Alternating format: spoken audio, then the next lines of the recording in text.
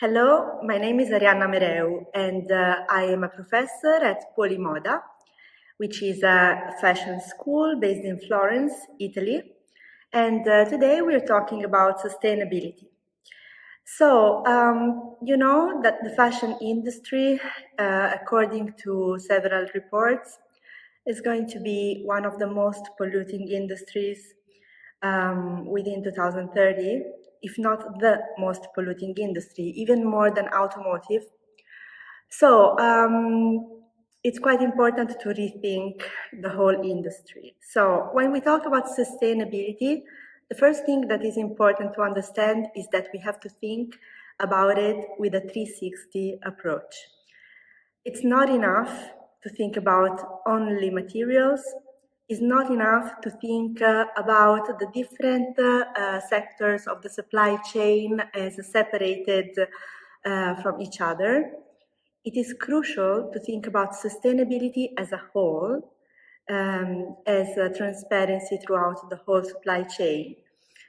Sustainability is not making a collection produced on the other side of the world and putting one recycled fiber inside the collection and then claiming that it's a sustainable collection.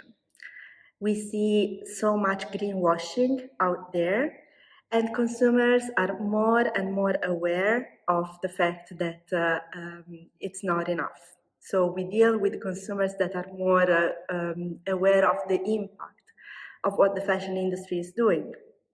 It's something that has started in other sectors, like, for example, in food. People have started questioning, asking, like, what am I eating? Where does this ingredient come from? Is it sustainable for the environment? Well, now the same mentality is spreading also to the fashion industry, and people are questioning more and more what they're wearing. A very important side of sustainability that we should take into consideration is, for example, social sustainability. So after a long period of time where fashion brands focused mainly on materials, talking about recycle, upcycle, non-virgin fibers, local products, now brands are focusing a lot also on the origins of their goods, in the sense who made their clothes. You, of course, know Fashion Revolution, so the hashtag "Who Made My Clothes" has become viral, and now a lot of people know that the goods that they are using, the fashion items that they are buying, were produced in an unsustainable way. Just to make you an example of the cost breakdown of a t-shirt that costs 29 euros at retail, the cost of labor is a very, very small part of the price. And if the workers that made that t-shirt were paid a fair wage, that t-shirt would cost only a couple of euros more. Well, when I ask my students here at Polimoda, what do you think that the price of a fast fashion t-shirt would be if the workers were paid fairly? What they say is, well, probably double the price, probably 100 euros more. No, the difference is only 2 euros. So that's quite impressive, right? Why these brands are not paying fairly the workers? Because they can also not do it, because consumers are not aware of that. But now they are becoming more aware. So it's important to consider also that part of sustainability. It's a whole system that has to be rethought radically. Sustainability is also rethinking the consumption model. So the most important issue nowadays in the fashion industry is the overconsumption. The fact that giants of fast fashion like Shein produce 200,000 garments a day, which is an unsustainable amount. And this is only Shein. Just think about all the other fast fashion giants out there. So this is causing a massive amount of CO2 emissions for transportation, for production, but also a massive amount of textile waste, which is very difficult to dispose of because most of these goods are also in mixed fibers, in blends of fibers that are virtually unrecyclable. It's easier to say than to be done when it comes to fast fashion. Let's abandon fast fashion. Let's not support fast fashion. Well, when you walk by the streets and you see very fashionable styles at a low price, the temptation is very high. Then another factor to take into consideration, and this is something that I tend to stress a lot here at Polimoda, is that fast fashion, yeah, okay, it's evil, we should avoid that, but we always think about it from a very privileged perspective. We have the choice here not to buy fast fashion, but it's not like that for many people in the world. Like when you have a low salary and you have to pay rent, you have to pay for food, you have to pay your bills. Well, you can't afford, you just can't subtract a big slice of budget to your family budget to buy a hyper-sustainable pair of trousers which will be long-lasting and fantastic, but still cost, I don't know, 300 euros. It's just not an option, not a choice for many people out there.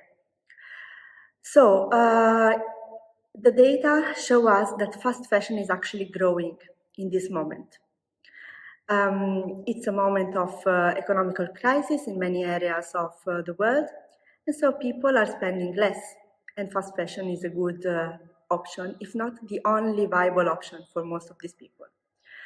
So we shouldn't demonize people that buy fast fashion, but try and understand the social reasons behind that, and try and understand from, again, our privileged perspective of people creating the fashion of the future, that probably we don't need many other super expensive sustainable brands that only the 1% of the population will buy, not causing any major changes in the models of consumption. But what we need is a radical new model that becomes mass sustainability. So starting a process that will change the mindset of people, first of all, understanding that probably we need less than we think, abandoning super fast trends. And I'm saying that from the perspective of a person that teaches trend forecasting here at Polimoda. So I know something about trends, but we should really rethink this mentality of accumulation and thinking about sustainability also as the longevity of the choices that we make and the impact that we have overall on the planet. So for example, next time you go and to a shop and see a t-shirt that costs 5 euros, just remember that that t-shirt was once a seed that was planted by someone, that was harvested by someone else, that was then transported into a facility and transformed into a fiber, then into a yarn, then into a fabric, then into a t-shirt, then transported to a shop and sold in a place. How can it possibly cost only 5 euros? This is the approach that we try to have here at Polimoda, like treating sustainability as a whole quality. For example, we have a master which is called From Farm to Fabric to Fashion, Master in Textile, mentored by Elie Delcourt, a visionary trend forecaster, one of the most important in the world. And her vision is exactly this. We have to reappropriate of the connection to the earth, the connection to the materials, understand the fibers, understand their processes, and understanding that it's impossible to have sustainability if we don't have it throughout the whole supply chain. So a change of mindset, a change of system, and we really hope that through education we will reach this very ambitious but not impossible goal. Good luck for your careers, and I hope to see you very soon here at Polimoda.